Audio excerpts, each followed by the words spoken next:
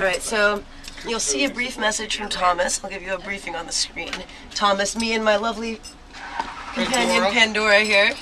And then it will tell you to say your name and state your message, and you'll see yourself on screen. And for 30 seconds, you'll be able to record your message. There's a timer in the lower left. Alright, bon voyage. Hello there and welcome to my time capsule. You're probably wondering why you're here. Well, don't we all? In a few moments you're going to be recording your own personal video message to the future. Take a second to look at these 5 questions below me. Now if you like one of these questions, feel free to answer it. And if you're not feeling the questions, use your imagination. You can think of anything at all. You don't have to save the world in 30 seconds. Plenty of others are going to try to do that and probably fail. You can say anything you like. In a few moments we're going to go away. You'll see yourself on the video screen and then the stage is yours. Have fun. Sellersville Theater attendees were blinded by science Wednesday when 1980s new waver Thomas Dolby came through on his Time Capsule tour.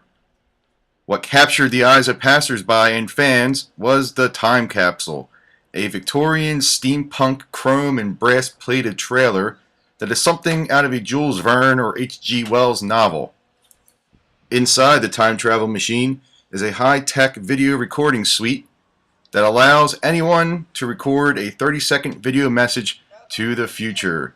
The idea is the messages will be put into a time capsule to be opened 1,000 years from now. I like your shoes. This is Thomas Dolby's time capsule, and any bystander or spectator that comes by this time capsule when we're operational can leave a 30-second video message, and all of these messages will be taken and buried in a time capsule for 1,000 years and opened hopefully by the future human or alien inhabitants of the earth 1,000 years from now. And so it's a chance to leave a message that will go on in history. It doesn't need to be profound or deep. It's a chance to capture the sign of the times or some sort of thing about life right now that you'd want someone to know 1,000 years from now. And we have a lot of old gadgets and gizmos over here that really have not much of a function, to be honest. We have a counter here, which I pretend to count everybody that comes through, but I don't. And then this is the screen. And when you record a message, me and Thomas and my friend over there, Pandora, who's also on the tour with us, she's the assistant, will come on the screen and tell you what to do. Okay. And this is the camera system, and these gadgets and gizmos are really kind of for show, but they're fun. One fan who recorded a message to the future was Doylestown's Tom Newman.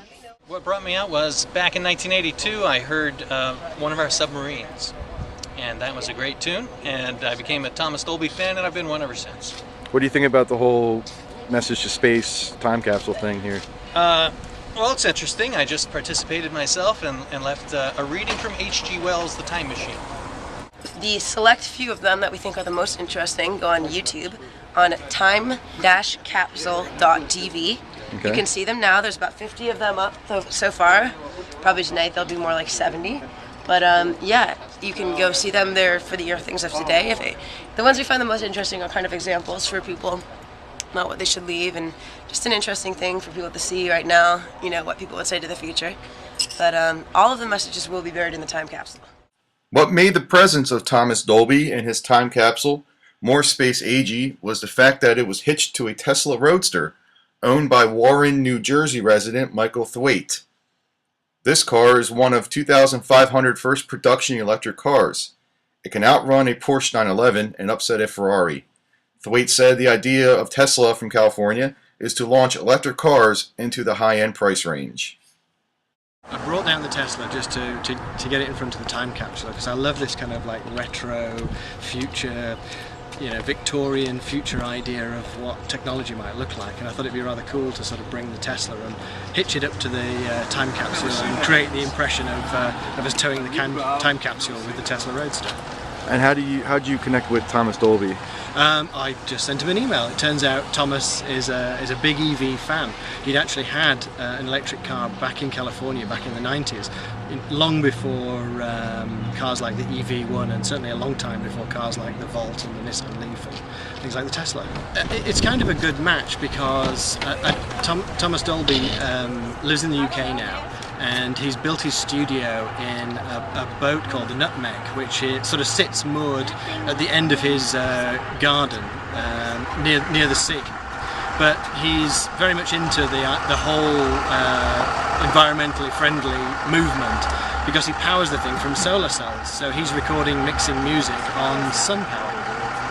And is this your first time with Thomas here with you at the Tesla and the time capsule, or have you guys gone elsewhere with this? No, this was just it's in my neighborhood, and we hooked up and decided to bring it along. Are you familiar with Thomas Dolby? Were you a fan of him in the 80s? Oh, huge fan, yeah, of course. Why wouldn't I be? I'm a child of 80s music. From Montgomeryville, Lansdale Patch, I'm Tony DiDemizio.